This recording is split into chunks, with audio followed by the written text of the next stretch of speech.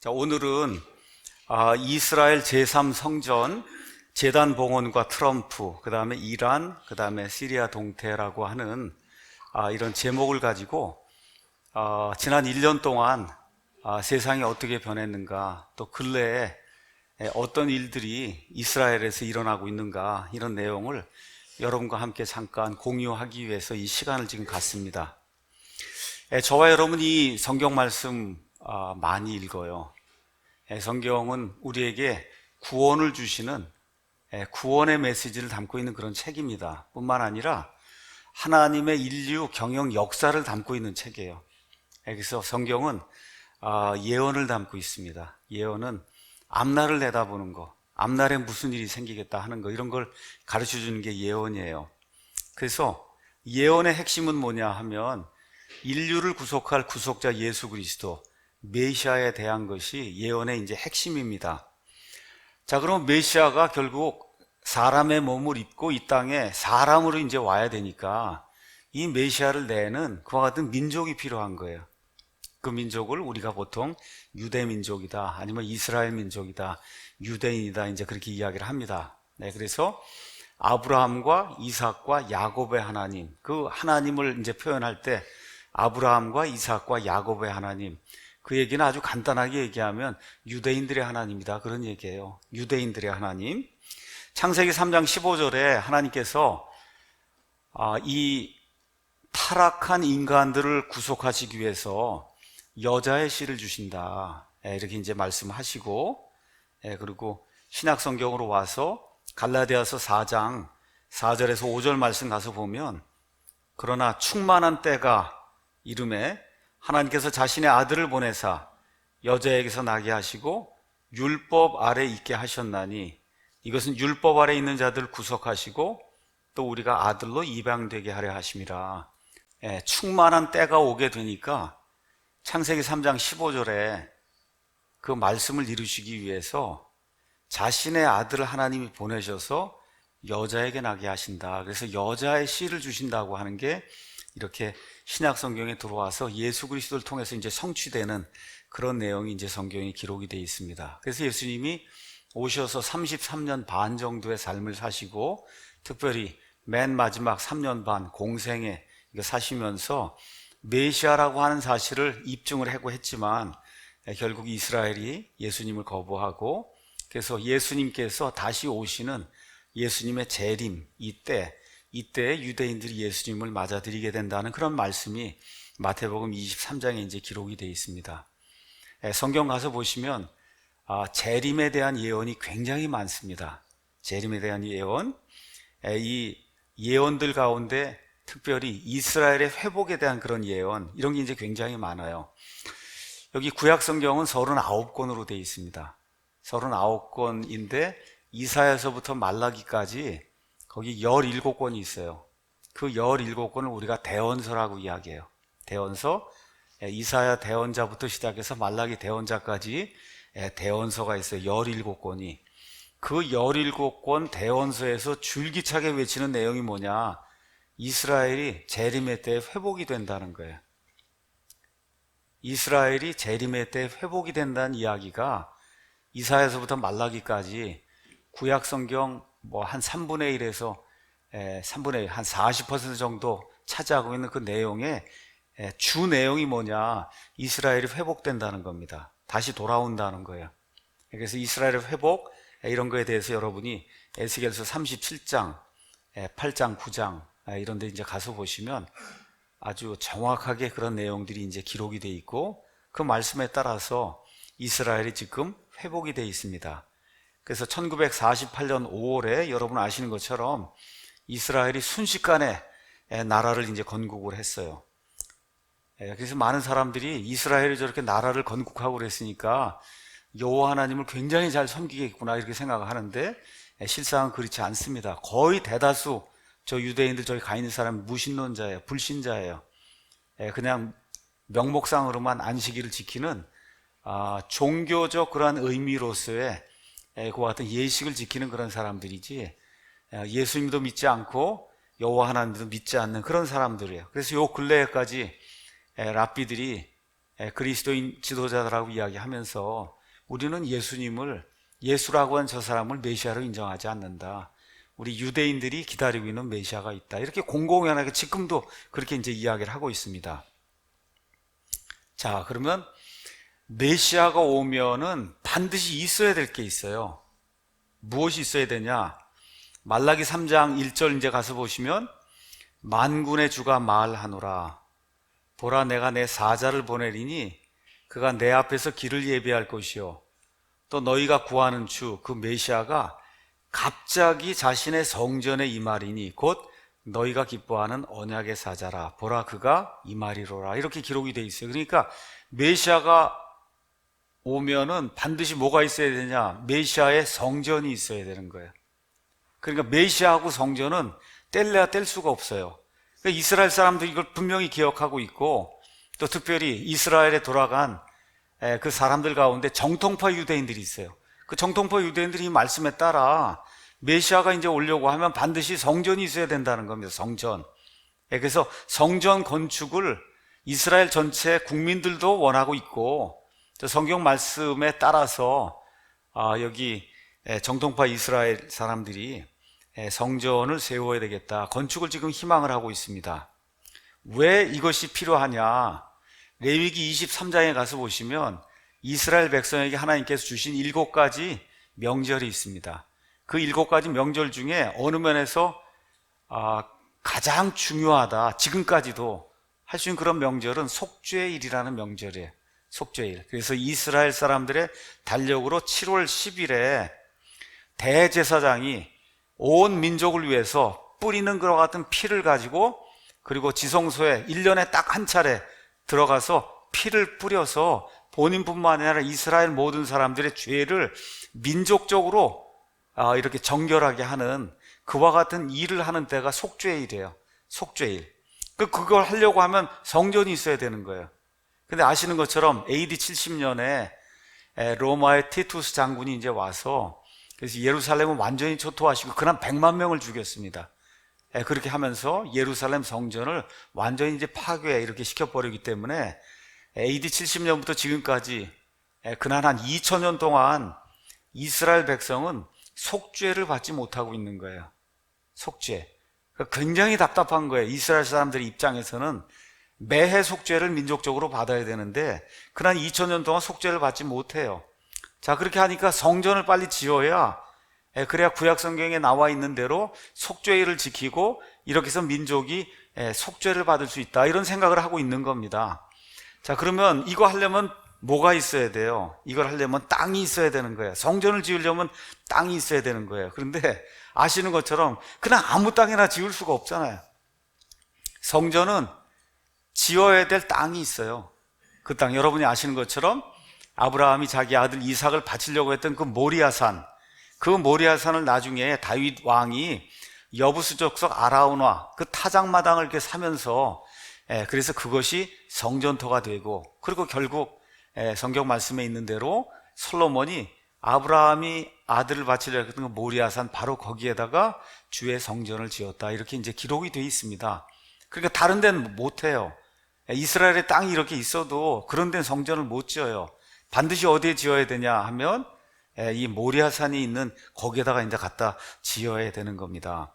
자, 이스라엘이 1948년 5월에 이렇게 나라를 세웠지만 성전을 지으려고 하면, 그러면 그 성전 터가 있는 그 땅, 그거를 취득을 해야 되는데 그때까지 취득이 안 됐어요. 그래서 이제 이 사람들이 1967년 6월에 있었던 6.1 전쟁이라고 하는 이 전쟁을 통해서 이 성전을 지을 수 있는 터가 있는데, 그게 구예루살렘이에요. 구예루살렘. 그 구예루살렘을 요르단이 점령하고 있었어요. 그래서 6.1 전쟁을 통해서 요르단을 내쫓고 이렇게 해서 이스라엘이 성전을 지을 수 있는 구예루살렘 시까지, 그 지역까지도 관할할 수 있는 이와 같은 일이 1967년 6월에 이제 그와 같은 일이 이제 생기게 된 거예요. 자, 이제 이렇게 되다 보니까 어떤 일이 이제 생기느냐 하면 성전 터를 짓는 이와 같은 일이 이제 생기는 겁니다. 한번 보도록 하죠. 여기가 이제 성전 터입니다.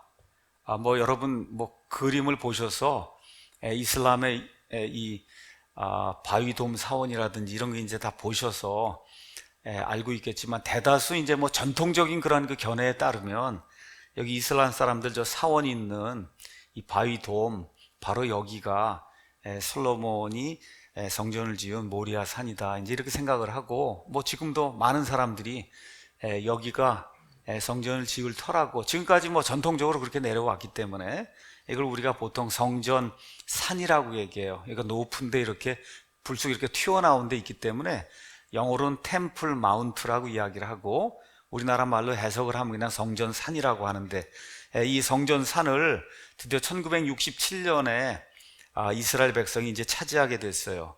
근데 지금은 이슬람 사원이 있습니다. 자, 또 어떤 일이 있었냐?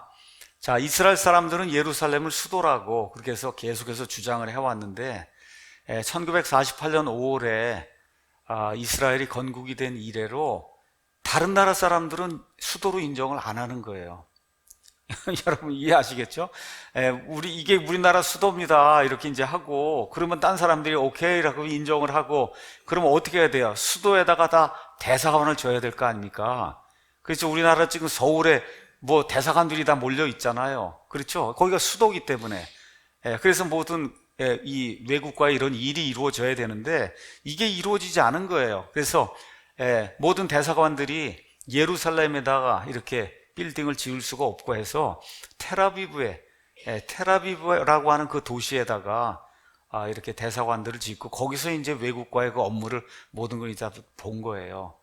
자, 이제 그래서 미국에서 여러 대통령들이 예루살렘이 수도다, 그러니까 우리가 그걸 인정을 하겠다 하고 말로만 계속 인정하겠다 인가 한 거를 그러나 한 70년 동안 인정이 안 된 거예요.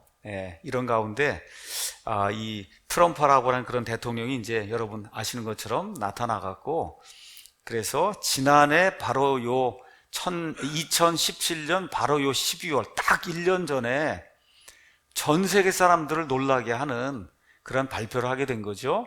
뭐냐면 이스라엘의 수도는 예루살렘이다. 그게 굉장히 소요가 일어나고, 거기 팔레스타인 사람들 들고 일어나고, 특히 이슬람 국가들 왕왕대고 이게 무슨 일이냐 그러고, 뭐 하여튼 굉장히 소용돌이가 이제 크게 일어났습니다. 자, 그게 이제 딱 1년 된 거예요. 1년. 그러고 나서 올해 2월 15일 날 제3성전 동전을 발행했어요.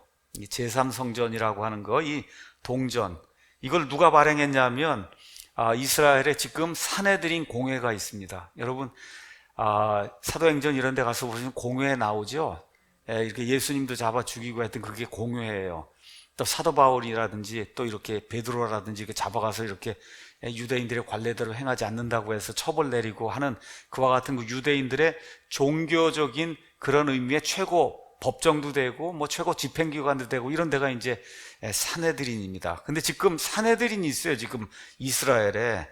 그 산헤드린이라고 하는 데서 제3성전 지금 재건을 하고 있는데, 글쎄 그 일을 하기 위해서 가장 중요한 게 뭐냐, 일단 예루살렘이 수도로 인정을 받아야 되는데 트럼프가 고맙게도 이제 그걸 해줬다는 거예요.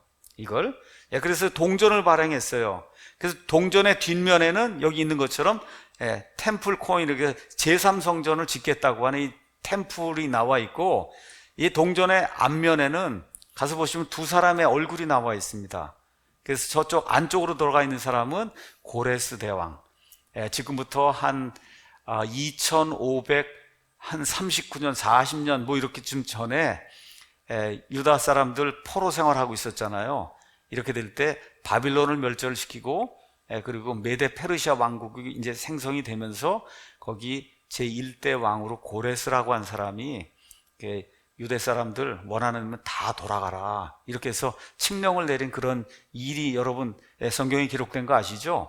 그러니까 이제 그거 옛날에 2500년 전쯤에 그거 일어난 거고, 지금 이 시대에 고레스와 같은 그런 일을 한 사람이 트럼프다, 이렇게 이제 해서 산헤드린 공회에서 이렇게 트럼프 동전을, 뭐 이거 동전의 이름은 템플 코인이에요. 원래는 성전 동전인데 그걸 다 알고 있는 사람 별로 없고 그냥 이름이 트럼프 동전이에요.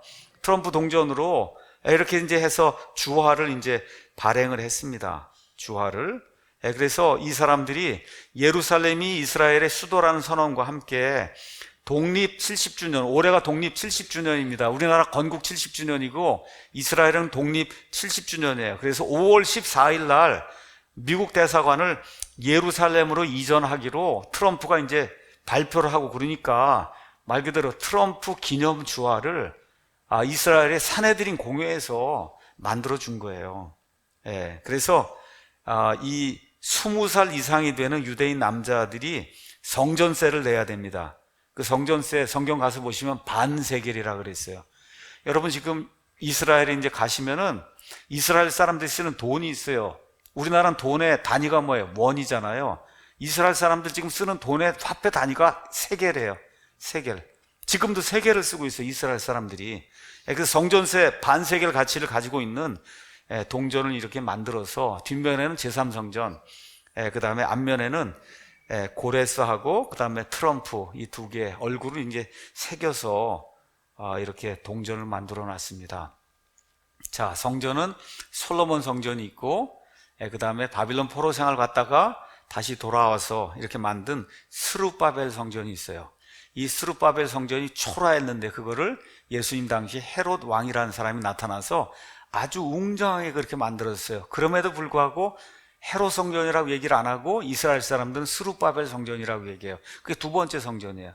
그러니까 없어졌다가 다시 세웠으면은 그러면 세 번째가 될 텐데, 스룹바벨 성전 있는 거 그거를 수정을 하고 해서 그걸 크게 이렇게 지었기 때문에 그게 두 번째 성전이고, 여러분 아시는 것처럼 데살로니가 후서 2장에 가서 보시면 적그리스도가 들어가는 환란기 성전이 있어요. 지금 이 사람들 제3성전이라고 하는데 이 제3성전이 결국 적그리스도가 들어가서 내가 하나님이라고 할 그런 성전이에요. 이게 이제 끝나고 나서 7년 환란기가 끝나고 나서 이 에스겔서 39장 넘어가면서 이제 40부터 48장까지 천년왕국 성전이 이제 나오게 되죠. 그래서 성전이 대체적으로 이스라엘 땅에 4개 정도가 이제 세워졌고, 이제 앞으로 세워질 것, 총 합쳐서 4개가 이제 있게 됩니다. 자, 이렇게 해서 트럼프가 약속한 대로 드디어 2018년 5월 14일 날 가서 보니까 Welcome to Jerusalem, 예루살렘에 온 걸 환영한다 하고 뭐라 그래서 US Embassy, 그래서 예루살렘에 드디어 대사관이 세워진 거예요. 상상하지 못했던 그런 일인데, 하여튼 트럼프라고 한 사람이 용기를 가지고 그리고 저렇게 만들어 놓은 겁니다. 자, 이제 이렇게 돼서 여기가 수도가 됐으니까 앞으로는 대사관을 다 옮기려고 하겠죠. 눈치를 보죠. 지금 이슬람 사람들 눈치를 보면서 이제 슬금슬금 이제 하나하나씩 이제 옮기려고 지금 이제 그러고 있는 거예요. 자, 여기 이제 브라질이 이번에 좌파 정권에서 우파로 확 돌아섰죠. 도저히 이제 안 되겠다. 브라질 대통령 되면서 한 얘기가 뭐예요? 대사관을 우리도 예루살렘으로 옮기겠다. 그렇죠? 이제 이런 일들이 이제 시작이 되는 거예요. 이제 예루살렘으로 이렇게 옮기겠다. 자, 그래서 5월 달에 이제 드디어, 대사관을 이제 미국 대사관을 옮겼어요. 아주 획기적인 그 역사의 그런 일이 일어난 거예요. 그럼 지난 한 7개월 동안 무슨 일이 있었는가? 우리가 좀 생각을 좀 해봐야 됩니다. 우리 모두가 다 바쁘게 살고 있어요. 세상 일이 굉장히 많습니다. 바빠요. 특별히 올해 우리 대한민국에는 소위 대북 평화 쇼라고 하는 이 쇼, 이 거짓의 산에 묻혀갖고 정신없이 지금 살고 있어요. 맞습니까, 여러분? 근데 어제 거짓이 드러났죠? 어제 뭐라고 거짓이 드러났어요?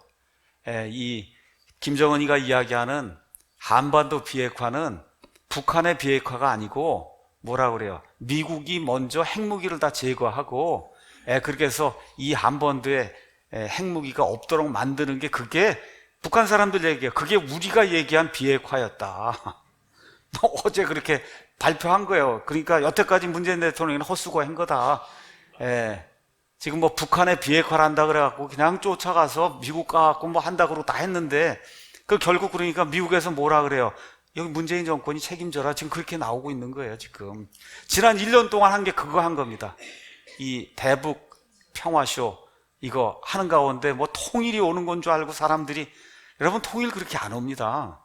그런 식으로 통일이 올 것 같으면은 그건 뭐 너무 쉽죠. 안 돼요. 그렇게 통일 안 이루어집니다. 자, 어찌됐든 여기에 지금 속아 넘어가서 많은 시간 다 버리고 경제 다 망치고 지금 이렇게 이제 됐고, 또 뭐 트럼프 얘기도 있고 김정은 이야기도 있고, 지금 중국이 또 지금 망조가 들려서 다 망할 지경으로 지금 가잖아요. 미국이 그냥 두지 않으니까.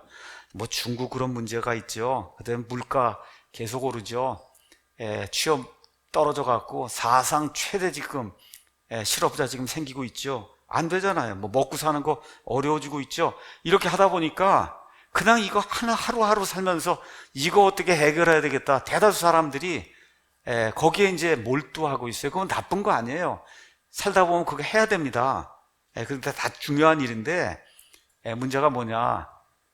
이러한 모든 것들은 이 이스라엘 사태나 이런 거에 이렇게 비하면은 사실 인간 역사에서 작은 거예요. 작은 거. 그렇기 때문에 우리는 예수님의 재림을 바라보는 사람들이에요. 이런 차원에서 이런 것들도 매일매일 해결해야 될 그런 과제 맞습니다. 대통령도 잘 뽑아야 되고 제대로 다시 이제 해야 돼. 맞는 거예요. 이게 맞는데 이제 좀 눈을 더 크게 뜨고 예수님 재림할 때가 지금 다가오고 있으니 세상이 어떻게 변하고 있는가도 조금만 알고 살아야 되지 않겠어요? 그렇죠? 그래서 여러분에게 오늘 이 시간을 이제 마련해서 여러분에게 세상에서 진행되는 그런 일을 잠시 이렇게 말씀을 드리려고 그러는 거예요. 자, 우리가 부산을 가려고 차를 가지고 이제 출발했습니다.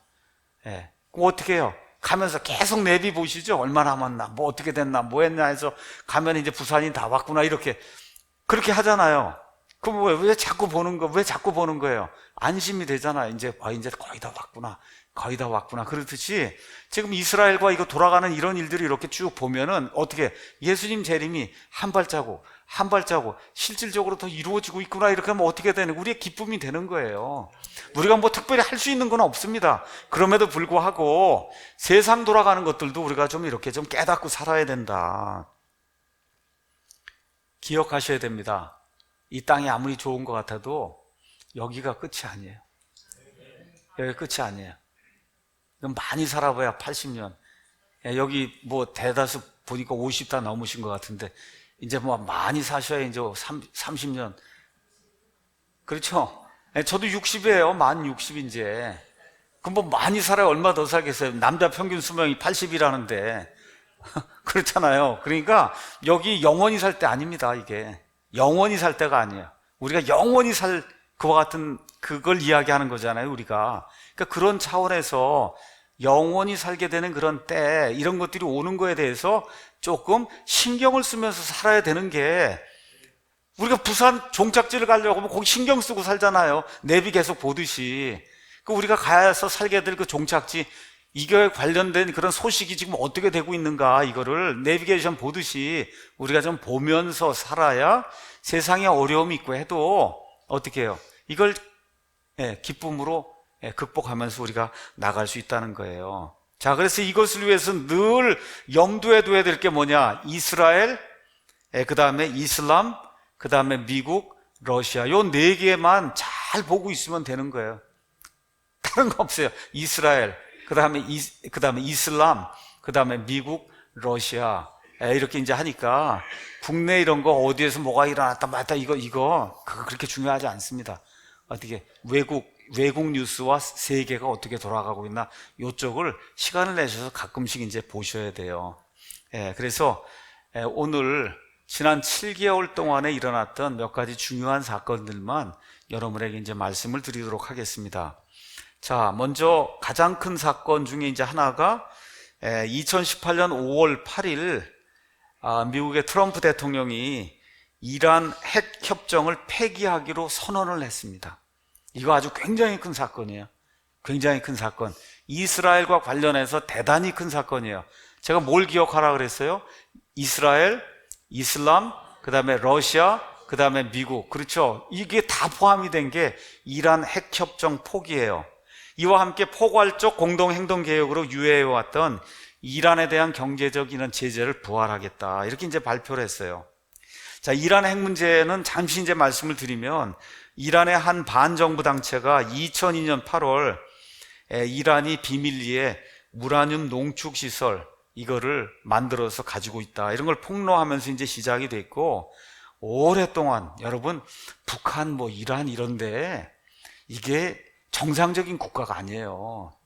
이게 악한 일을 이렇게 하면 이거 되돌려 놓으려고 하면 지금 여기 외교적인 노력을 가지고 13년을 노력한 거예요. 13년을 노력해갖고 2015년에 그때 대통령이 누구예요? 오바마거든요. 그냥 흐리멍텅하게 하는 사람이잖아요. 흐리멍텅하게. 이 사람 자체도 이슬람이고, 이 오바마가.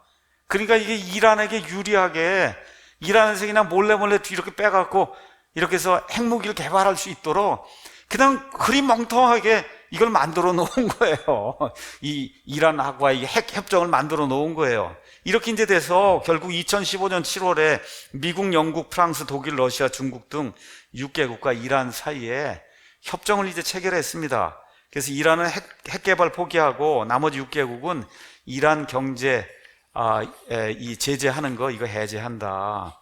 자, 그런데 오바마가 이제 끝날 무렵에 트럼프가 이제 대통령 나오면서 공약을 했어요. 뭐라고 공약했어요? 이란 핵 협정은 내가 반드시 폐기를 한다. 그렇게 이제 한 거예요. 그러니까 대통령이 됐으니까 해야죠. 그렇게 해서 올해 5월 10일인가 아까 말씀드린 8일인가 해서 이란 이거 지금 서명한 이게 문서예요. 이게 핵 협정을 내가 파기하겠다고 아예 공식적으로 하고 자기가 손 들고 있는 거예요. 이렇게 서류를 들고 이게 이렇게 돼서 이란 핵 협정이 공식적으로 이제 폐기가 된 거예요. 자, 이렇게 나오니까 이란이 가만히 있지 않죠. 가만히 있지 않아요. 그래서 어떻게 해요? 이 핵 합의 위반에 맞대응해서 우리가 핵무기 개발을 위한 핵 프로그램을 재개하겠다. 이렇게 해서 어떻게 하겠다는 거예요? 이스라엘에 핵 공격을 할 수 있는 이와 같은 핵무기를 우리가 직접 생산해서 만들겠다. 이렇게 이제 주장을 하고 이제 나선 겁니다. 이렇게 얘기했더니 이슬람 국가들 간에도 문제가 생기는 거예요. 여러분 이슬람, 중동에 이슬람 국가들이 많이 있잖아요. 자기들끼리도 하나가 안 돼요. 그래서 거기에 두 개의 맹주 국가가 있어요. 하나가 이란, 하나는 사우디아라비아 이렇게 있거든요.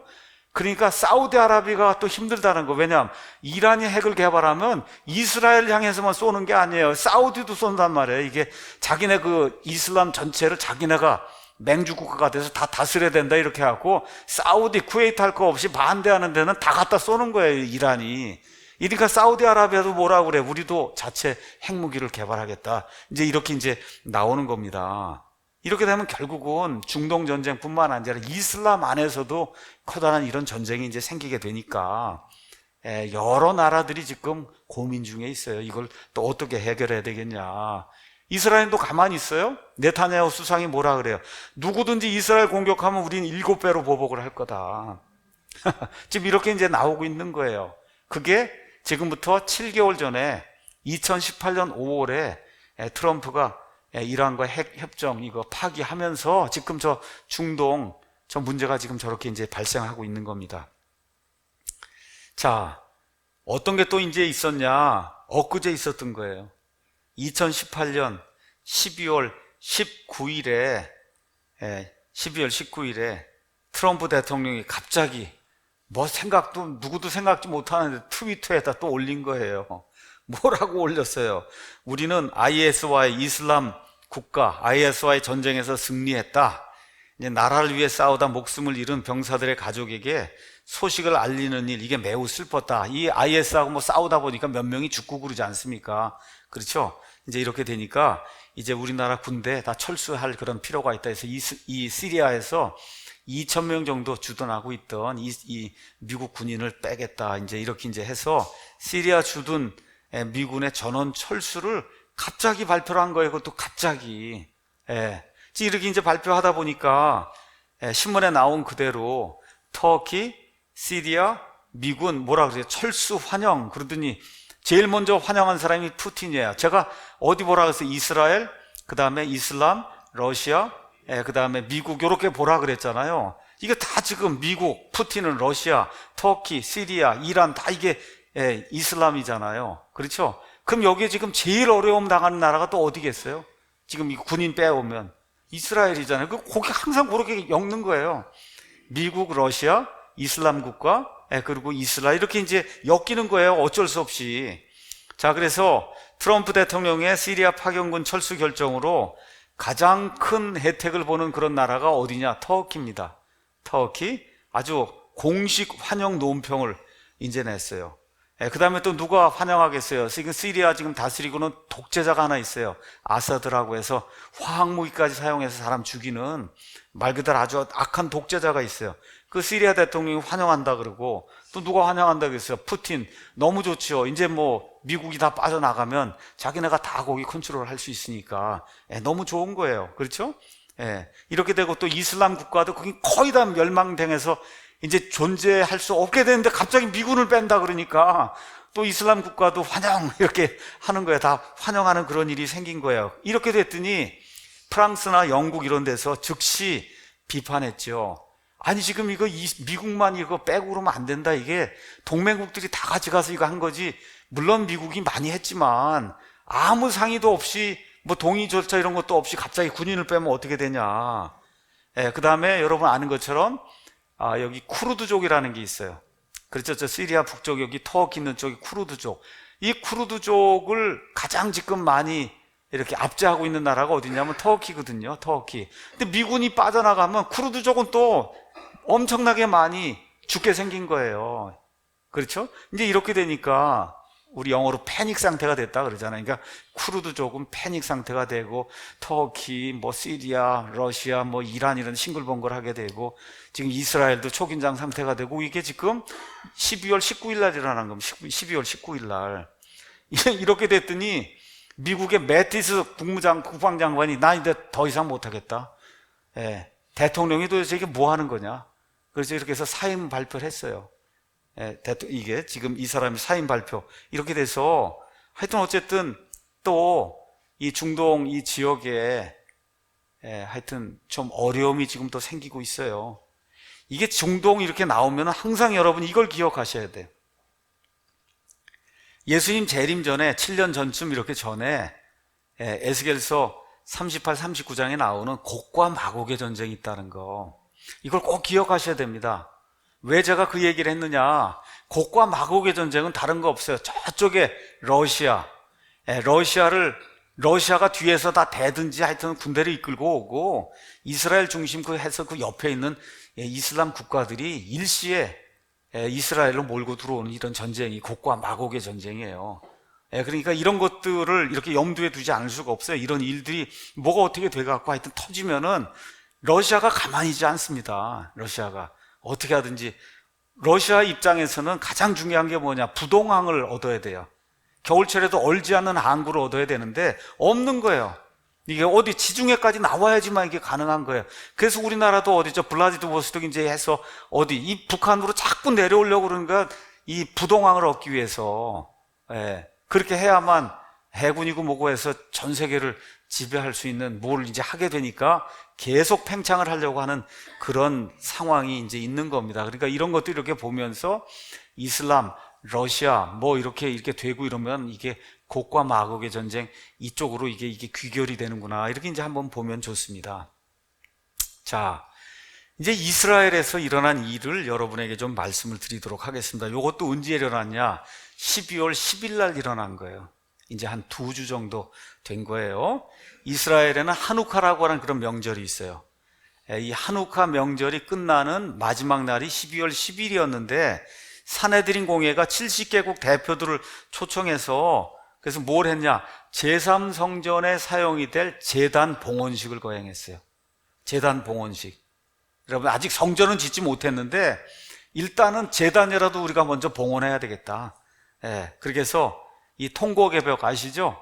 그 통곡의 벽 거기에다가 제단을 만들어서, 그래갖고 실제 짐승을 태워서 하나님께 이렇게 희생 예물을 드리는 그런 일을 12월 10일 날 감행을 한 거예요. 12월 10일 날. 그래서 제단은 여러분 구약 성경에 나와 있는 것처럼 사람이 이거 쇠 연장을 가지고 이거 깎아갖고 돌을 만들어서 제단을 만들면 안 되게 돼 있어요. 사람의 손으로 깎지 않은 이런 그 돌을 가져다 만들어야 되거든요. 이런 돌들을 모아가지고 그래서 2.7m, 2.7m, 2.7, 2.7, 그 다음에 높이가 1.5m가 되는, 여기 가서 보시면 재단이 이렇게 올라가는 게 있잖아요. 이렇게 계단 두고, 그리고 저 재단을 다 이제 만들어서 그날 뭐 짐승도 다 해서 태우고 뭐 다 이제 한 다음에 지금 이 재단을 블록 형태로 다 해체를 시켜갖고, 그래서 이제 뭐라고 얘기했냐. 언제든지 이 성전만 지어지면 다시 제3성전 거기에다 이 재단을 갖다 놓겠다. 이제 이렇게 해서 재단 프로젝트를 이제 완성을 한 거예요. 재단 프로젝트. 이때 이제 랍비 바룩 카하네라고 한 사람이 실제로 대제사장 역할을 이제 수행을 해서, 근데 이제 지금까지는 공식적으로 여기 이 자리에서 양 살아있는 걸 잡아다가 거기서 양을 목을 쳐서 죽이고 그러면 지금은 불법이에요. 그렇게 되니까 밖에서 이제 죽여가지고 그 죽여놓은 그 양을 가져다가 이렇게 짐승을 가져다가 실제 이제 희생 예물을 드린 그런 일이 이제 발생을 했고, 70개국 대표를 오라 그랬는데 그 중에 구아테말라 대사가 참석을 해서 거기에 이렇게 이제 해서 어쨌든 이 하누카 명절에 제3성전에 쓸 제단을 이제 봉헌했습니다. 근데 왜 이걸 하누카에 했는가? 하누카, 이게 중요한 거예요. 왜 이거를 하누카 명절에 했는가? 우리 그리스도인들도 조금 이렇게 상식적인 수준에서 하누카가 뭔가 하는 걸 좀 알아야 되기 때문에 오늘은 잠깐 여러분에게 좀 하누카에 대해서 설명을 하도록 하겠습니다. 하누카는 예수님 오시기 한 150년, 160년 전쯤, 그러니까 주전 2세기경에 유대인들이 시리아 지역에 살고 있던 그리스 사람들을 그 지배에 대항해서 반란을 일으키고 예루살렘 성전을 탈환하는 것을 기념하며 시작된 유대교의 중요한 명절이에요. 그러니까 우리가 알고 있는 명절은 뭐 유월절, 그렇죠? 뭐 장막절, 오순절 이런 것들이 알고 있잖아요. 그 다음에 에스더 사건 때문에 생긴 게 뭐예요? 그럼 불임절, 그렇죠? 그리고 성경엔 기록되어 있지 않은데 예수님 오시기 전에 말라기 대언자로부터 예수님 오실 때까지 약 400년 동안의 침묵기가 있었어요. 그 침묵기 때 이스라엘 백성에게 엄청난 사건이 발생해요. 그 사건이 마카비 전쟁이라고 하는 그런 사건이 발생하고, 이 사건을 통해서 성전을 다시 봉헌하는 그런 일이 생깁니다. 이걸 기념하기 위해서 만든 게 하누카라고 하는 그런 명절이에요. 하누카. 자, 그래서 성전을 되찾은 이후에 유대인들이 이교도 신상을 치우고 불을 밝혀 하나님께 이제 성전을 봉헌했어요. 그래서 하누카는 봉헌절이라는 의미를 지니고 있는 거예요. 그 며칠 동안 진행이 되냐? 8일 동안 진행이 됩니다. 8일 동안 이렇게 이제 하면서 하누카를 이제 가서 보시면은, 그러면은 여러분이 뭐 어디든지 가셔서 하누카 이렇게 치시면은 그럼 꼭 이렇게 촛대가 뜹니다. 이렇게 이게 이 초를 이렇게 하는데, 이스라엘 사람들이 원래 등잔대가 있었어요. 그 등잔대는 1개, 2개, 3개, 이쪽 1개, 2개, 3개, 가운데서 7개가 있었던 거예요. 근데 이거 여기는 9개가 들어 있습니다. 9개. 그래서 요거는 이제 잘 기억을 하시면서 이 9개 촛대의 이름을 하누키아라고 이제 불러요. 이렇게 해갖고 이 사람들이 이 하누카 이 기간에는 불을 밝히는 거예요. 여기다 계속 8일 동안. 그래서 보통 우리가 빛의 축제라고 이제 그렇게 이야기하고, 이게 대개 언제 이루어지냐? 12월 중순경에 이루어지. 12월 10일에서 12월 중순 그 유대력 그거에 따라서 양력으로는 조금 변화가 있습니다. 이렇게 돼서 꼭 뭐하고 거의 겹치냐 하면 성탄절하고 거의 겹쳐요. 그러니까 많은 사람들이 미국에서도 이거 알지 못하면 이게 뭐 유대인들의 성탄절인가 보다 이렇게 생각을 하는데, 그게 아니고 유대인들은 성탄절 없습니다. 없어요. 유대인들은 메시아가 없기 때문에, 인정하지 않기 때문에 성탄절이 없어요. 근데 성탄절 기간이 시작되기 바로 전쯤에 하누카 명절이 있다는 거, 이걸 이제 기억을 해야 됩니다. 자, 그래서 이 하누카가 생긴 그 배경을 여러분에게 잠시 설명을 하도록 하겠습니다. 예수님 오시기 한 165년 전에 하스몬 가문에 제사장이 있어서 이름이 마타티아스라고 하는 제사장이 있는데, 그 아들 4명이 있어요. 그 아들 4명이 혁명을 일으켜갖고 그 당시 팔레스타인 지역을 차지하고 지배하던 시리아 지역에 본부를 둔 그리스 왕국이 있어요. 그 그리스 왕국에 아주 무서운 왕이 하나 나타나요. 그 왕의 이름이 안티오쿠스 에피파네스라고 하는, 이 사람이 자기가 빛의 뭐 사자다 이렇게 이제 해서 에피파네스라는 게 빛을 밝힌다는 뜻이에요. 이렇게 하고 무서운 왕이 일어났어요. 이 에피파네스가. 이렇게 이 사람이 와서 이스라엘을 엄청나게 이제 학대하게 됩니다. 그래서 그 내용을 여러분에게 이제 잠깐 말씀드릴게요. 아시는 것처럼 바빌론 왕국, 그 다음에 메데 페르시아 왕국, 그 다음에 이제 등장하는 게 그리스 왕국이에요. 그래서 예수님 오시기 330년 그 전에 그리스의 알렉산더 대제라고 한 사람이 나타나서 그래서 페르시아 왕국을 멸절을 시킵니다. 멸절시켜요. 근데 아시는 것처럼 또 알렉산더가 오래 못 살죠? 아마 제가 알기로는 33살인가에 요절해요. 이게 엄청나게 영토를 넓혀놨는데 그게 갑자기 죽은 거예요. 이게 죽고 나니까 그 넓은 그 그리스 영토가 4조각으로 나뉘었는데 4조각으로 나눠서 거기 장군들 4명이 다스렸어요. 근데 그 장군들 중에 둘은 별게 없어요. 나머지 둘이 굉장히 큰 세력을 형성하게 되는데 그 세력 형성하는 게 이스라엘 중심으로 해서 북쪽의 시리아를 중심으로 하는 그와 같은 왕조, 셀레우쿠스 왕조가 하나가 형성이 되고 이스라엘 밑에 그 이집트도 다 그리스 왕국이 된 거예요. 그리스를 중심으로 하는 프톨레마이오스 2개의 왕조가 이제 생기게 된 거예요. 그래서 서로 어떻게 해요? 전쟁을 일으키는 거예요. 패권을 차지하기 위해서. 이러다 보니까 중간에 뭐가 꼈어요? 어떤 나라가 꼈어요? 이스라엘이 꼈단 말이에요. 그러니까 죽을 지경이 된 거예요. 이집트가 치고 올라가면 또 이스라엘 통과해야 되고, 시리아 여기 있는 게 치고 내려가면 또 이스라엘 통과해야 되고, 계속 전쟁이 이제 발발하는 이와 같은 상황이 이제 이스라엘에 이제 생기게 된 겁니다. 자, 이러는 가운데 아까 말씀드린 이 위에 시리아에 있는 셀레우쿠스 그 왕조에 무서운 사람이 등장했어요. 안티오쿠스 에피파네스가. 이게 다니엘서에도 나오는 유명한 그런 왕입니다. 이 사람이 유대인들에게 그리스 신을 믿으라고 강요하고 유대교 의식 금지령을 내리면서 종교를 이제 탄압하기 시작했어요. 그래서 유대인들의 생활의 중심이자 신앙의 상징인 유대계 회당 장악하고 이교도의 신, 특별히 올림푸스의 그 제우스를 숭배하는 그런 제단을 세우고, 그리고 그 제단에서 내가 신이니까 나를 기려라. 여러분, 이 데살로니가 후서에 가면 적그리스도가 본인이 하나님이라 그러잖아요. 이러한 일이 이미 이스라엘 백성에게 예수님 오시기 한 165년 전에 그 일이 이제 생겼던 거예요. 이렇게 되니까 유대인들이 도저히 이제 참을 수가 없다. 이래서 예루살렘 인근의 모딘이라는 마을에서 전투를 벌여갖고 혁명을 일으켜요. 그게 마카비 혁명이에요. 마카비 혁명. 이 안티오쿠스 에피파네스라고 한 사람이 얼마나 무서운 사람이냐. 유대인들이 저항을 하니까 8만 명을 죽였어요. 그 옛날에 사람이 많지 않던 그 시대에 8만 명을 죽였으니까 얼마나 무서운 사람인지 이해가 될 겁니다. 그렇죠? 유대 종교를 말살하려고 했고, 율법을 불태우고, 율법을 쓰거나 읽거나 가르치는 거 하지 못하게 했고, 할례를 받지 못하게 했어요. 여러분, 유대인들 남자들에게서 가장 중요한 게 뭐 유대인이냐 아니냐 판별하는 게 뭐예요? 할례잖아요. 근데 할례를 받으면 안 된다는 거예요.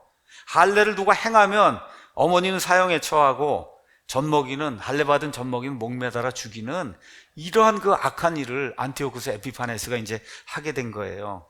이렇게 되니까 도저히 참을 수가 없다 해서 이 마카비 전쟁을 이제 일으키면서 아까 말씀드린 하스몬 가문의 제사장 마타티아스의 4아들이 이 전쟁을 일으키고 그 아들들을 가리켜서 우리가 마카비라고 이제 이야기합니다.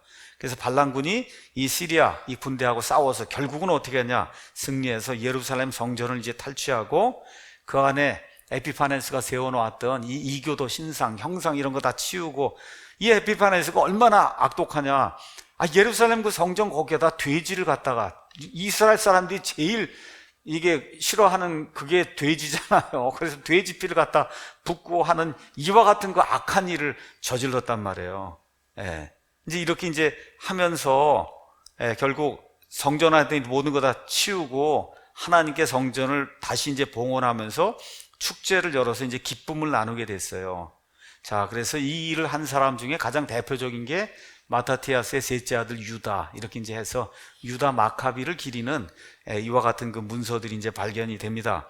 자, 성전을 이제 정비한 뒤에 하나님께 이제 봉헌하는 과정에서 아주 이거 부정한 것들 너무 많이 있었는데 이거를 이제 몰아내기 위해서 의식을 이제 행했는데, 이 의식을 행하려고 하니까 뭐가 필요하냐?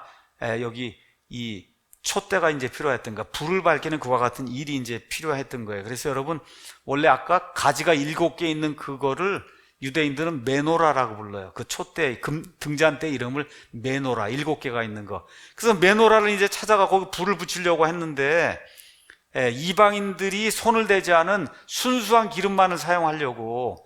근데 순수한 기름이 한 병뿐이 안 남은 거예요.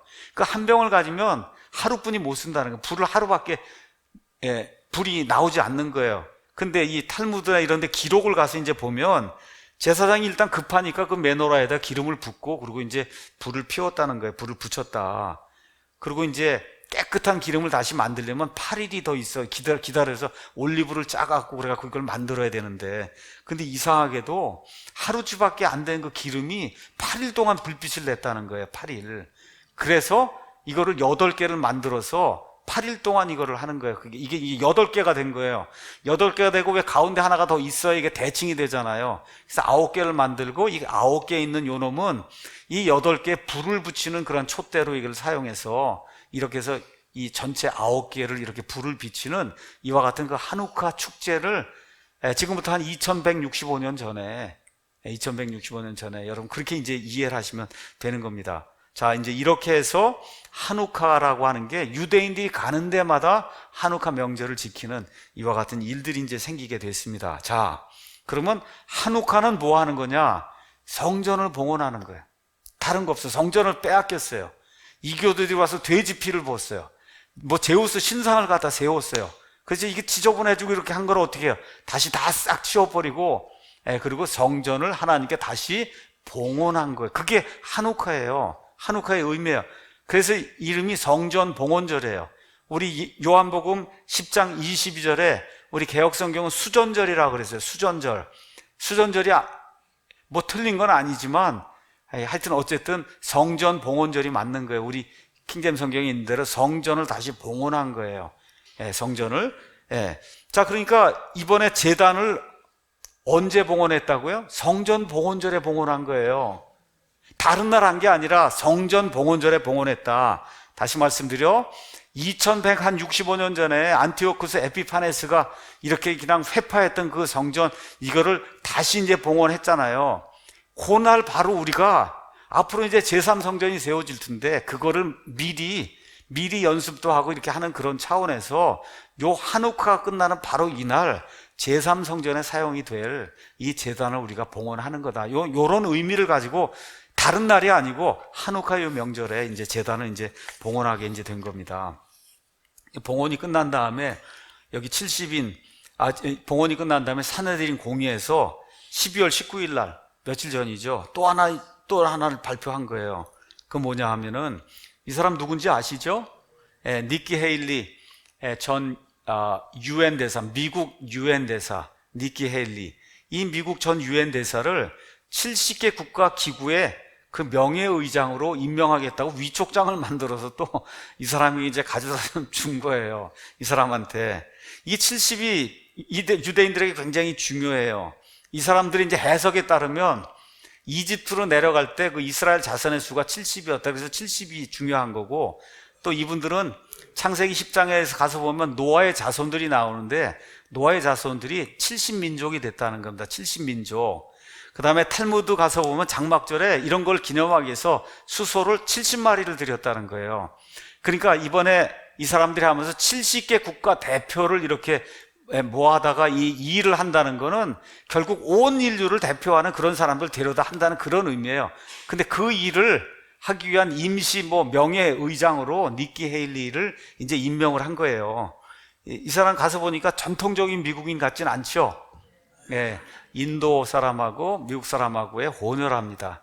그래서 원래 인도 계통이에요. 이렇게 이제 해서 인도 사람들은 시크 교도라는 거 아시죠? 인도에. 여기로 이렇게 자라다가 나중에 이제 예수님을 믿는 그런 사람으로 기독교로 이제 개종을 하고, 그렇게 한 이후에 아주 엄격하게 친이스라엘 정책 이걸 펴면서 유엔에서 이거 하고, 여러분 북한에 대해서도 엄청나게 강경 발언하고 이렇게 해서 뭐라 그럴까, 아주 확실한 우파, 보수, 이렇게 하는 이런 거에 그 기치를 내걸고 나온 사람이 니키 헤일리거든요. 그래서 이스라엘에 대해서 지금까지 친이스라엘 정책을 유엔에서 가장 강력하게 기독교 정신에 입각해서 이 사람이 폈기 때문에 이 사람을 그 70개 그 대표 국가기구의 명예의장으로 이렇게 이제 하면서 하여튼 이스라엘이 노력을 하는 거예요. 외교도 하고 뭐 하고 해서 뭐 이렇게 제단도 지금 하는 건 그건 종교적인 거잖아요. 또 외교까지 이렇게 해갖고 어떻게 하든지 저 제3성전을 지으려고 지금 이렇게 노력을 하고 있는 겁니다. 자, 그러면 저와 여러분이 이스라엘과 관련해서 최근에 무슨 일이 좀 일어나고 있느냐, 이런 것들을 자세히 보시려면 그러면 어디로 가셔야 되냐면 성전 연구소를 가셔야 돼요. 이름이 템플 인스티튜트. 그래서 구글에 가셔갖고 그냥 템플 인스티튜트라고 치면은 그러면 제3성전 건립을 위한 모든 거는 다 여기서 이루어지는 거예요. 여기에 이루어지면서 위에 가면 메뉴가 이제 여러 개가 있잖아요. 거기에 뉴스 항목을 가서 치면은 제3성전이나 하여튼 이스라엘의 복원과 관련돼서 일어나는 그런 일은 그 뉴스 거기 가면 빼곡히 뉴스가 나와 있어요, 이 안에. 그래서 이 템플 인스티튜트 안에 들어가면 그러면 제사장들의 옷 뭐 등등 해서 이 사람들이 다 만들어 놓고 기다리고 있다. 이게 사진 이렇게 뭐 찍어갖고 그래서 다 이제 그 안에 이제 보여주고 있습니다. 자, 그런데 여기 메뉴에 가면은 메뉴 중에 하나 아주 재밌는 그런 메뉴가 있어요. 그 메뉴의 이름이 암송아지예요, 이름이. 암송아지. 그래서 그 메뉴를 가서 누르면은 그러면 여기 이 이름이 붉은 암송아지, 메뉴 이름이 붉은 암송아지. 그래서 붉은 암송아지 관련해 갖고 기사가 이제 쭉 떠 있는 거예요. 여기 이제 가서 보시면. 그래서 이제 가서 보니까 2018년 9월 10일에 기적적으로 붉은 암송아지가 이스라엘 땅에서 탄생을 했다. 이게 뭐 그렇게 중요한 것 같지 않아요? 우리 입장에서 붉은 암송아지가 별거 아니 이거예요. 이게 붉은 암송아지예요. 이 밑에도 가서 보면 유튜브 나오고 템플 인스티튜트 이렇게 이제 나오죠. 성전 이 연구소에서 이거를 대대적으로 보도하기 위해서 유튜브까지 일단 만들어갖고 붉은 암송아지가 이스라엘에서 지금 태어났다. 그 얘기 하는 거예요. 여러분, 민수기 19장에 가서 보면 붉은 암송아지가 나와요. 붉은 암송아지.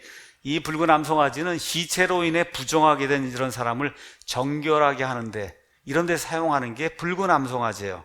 그래서 이스라엘 진영 밖에서 이 붉은 암송아지를 잡아갖고 성막을 향해서 그 피를 뿌리고 그 제물은 다 불태우고 남은 재를 가지고 죄를 정결하게 하는 물을 만들었어요. 그게 민수기 19장 9절이에요. 그러니까 죄를 정결하게 하기 위해서 죄인에게 이 물을 뿌려야만, 그래야만 이게 정결하게 되는 거예요. 이스라엘 사람들의 이 정결의 관례에 의해서. 그러니까 붉은 암송아지가 없으면 그게 불가능한 거예요. 붉은 암송아지. 그래서 유대인들은 이 붉은 암송아지가 성전을 건축한 뒤 성전을 정결하게 그렇게 만들려면 꼭 이게 필요하다. 이렇게 이제 보고 붉은 암송아지도 찾기 위해서 뭐 유전자 검사도 하고 뭐 이렇게 이제 해갖고 이 사람들이 만들어낸 거예요. 그래서 제3성전 건축을 지상 목표로 삼고 있는 성전위원회가 오랫동안 붉은 암송아지를 복원하기 위해 애를 써왔고 3년 전에 백방으로 수소문해서 붉은 암소를 하나 이제 찾아왔어요. 근데 이게 이번에 이스라엘 땅에서 최초로 붉은 암송아지 새끼를 하나 낳았다. 이렇게 해갖고 이 사람들이 지금 열심히 하고 있는 거예요. 근데 중요한 게 있어요. 이렇게 탄생한 붉은 암송아지를 랍비들이 검사를 해야 돼. 이게 진짜 쓸 수 있는 건가 없는 건가. 율법적으로 흠이 없어야 되는 거예요. 어떻게 흠이 없는 거냐? 붉은 암송아지에 흰 털이나 검은 털이 2개 있으면 그 흠이 있어서 못 쓰는 거야. 그래서 검사를 했더니 없다는 거예요. 이 정도로 지금 치밀하게 이 사람들이 이런 일들을 하고 있다는 거예요. 그러니까 이게 이스라엘 사람들이 보통 집요한 게 아니에요, 이게. 구약 성경에 나와 있는 거를 그냥 문자 그대로 어떻게 하든지 해갖고, 이 하나님의 뜻대로 해봐야 되겠다. 이 정도로 이게 집요하게 나가니까 제3성전을 짓게 된다고, 짓는다고 이렇게 지금 하고 있기 때문에. 그래서 이런 것들을 이제 기억을 하면서, 우리가 이 성전터를 이렇게 보면서 이 그림을 하나 이렇게 좀 이렇게 뭐 걸어 놓든지 이렇게 하면서 저 이스라엘 사람들이 저걸 지금 하면서 저 일을 하고 있구나. 이거 그 문자 그 하나하나 이렇게 지키기 위해서 이렇게 이제 하고 있구나. 이런 거 이제 생각을 하면서 동시에 우리는 이거를 이제 생각을 해야 돼요. 우리의 전성기가 이제 다가오고 저 사람들이 저렇게 뭐 암송아지고 뭐 흰털, 검은털까지 해갖고 그거 하는 게 그게 뭐예요? 전성기가 오고 있다는 거예요. 우리의 전성기가. 맞습니까? 그냥 이렇게 이제 저와 여러분이 기억을 하시고 지금 이스라엘이 불신 상태로 돌아와 있어요. 말 그대로 무신론자들이에요. 무신론자들.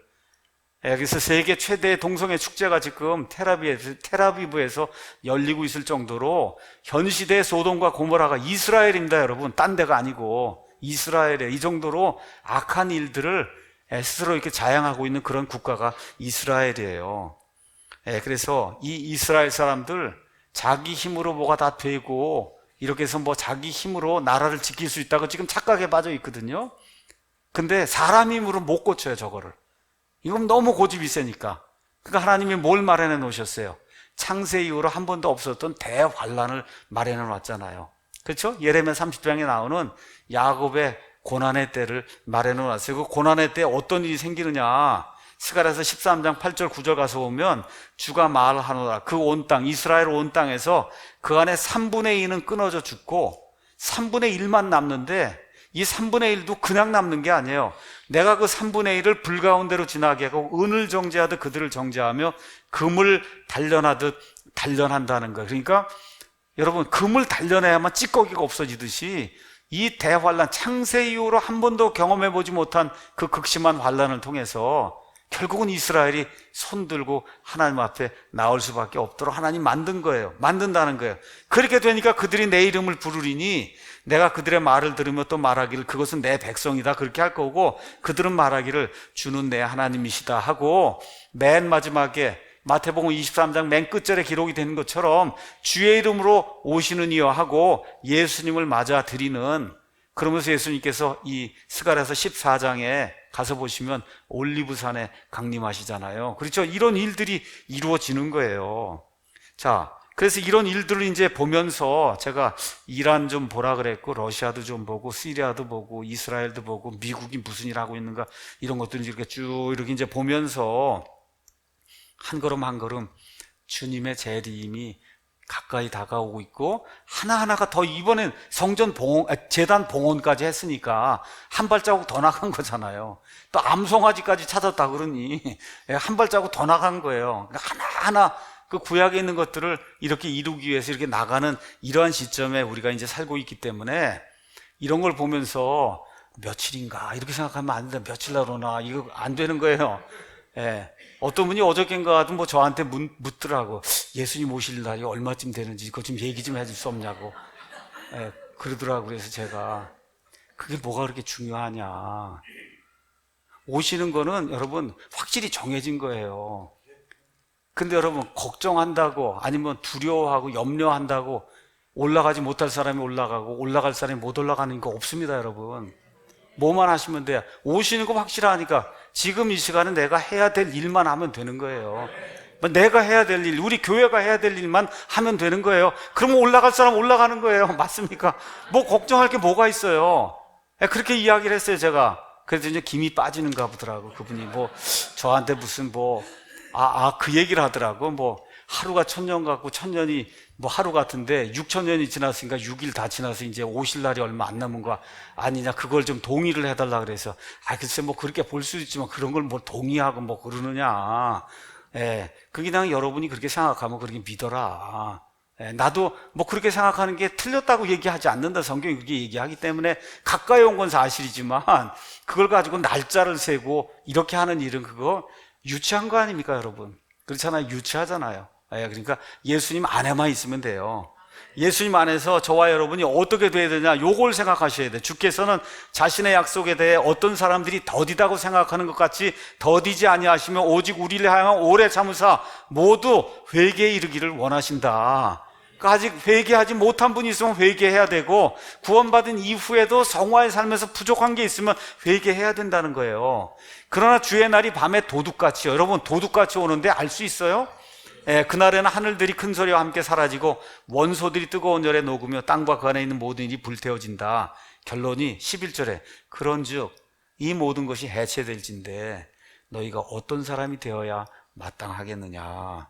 모든 거룩한 행실 속에서 하나님을 따르는 가운데 하나님의 날이 오는 것을 기다리고 서두르라. 이렇게 베드로가 우리에게 이야기해주고 있거든요. 그래서 이런 것들을 이렇게 기억을 하면서 재림 무슨 이야기가 나오면 날짜가 아닙니다. 뭐예요? 우리 자신을 돌이켜보고 거룩하게 살고 있는지, 오늘 내게 맡겨주신 그 일을 내가 오늘 성실하게 감당을 하고 있는지, 그게 가장 중요한 거예요. 우리 교회가 하고 있는 일, 지금 이 시간에 최선을 다해서 하고 있는지, 이게 중요한 거지, 몇 년, 몇 월, 며칠 이거 아닙니다, 이게.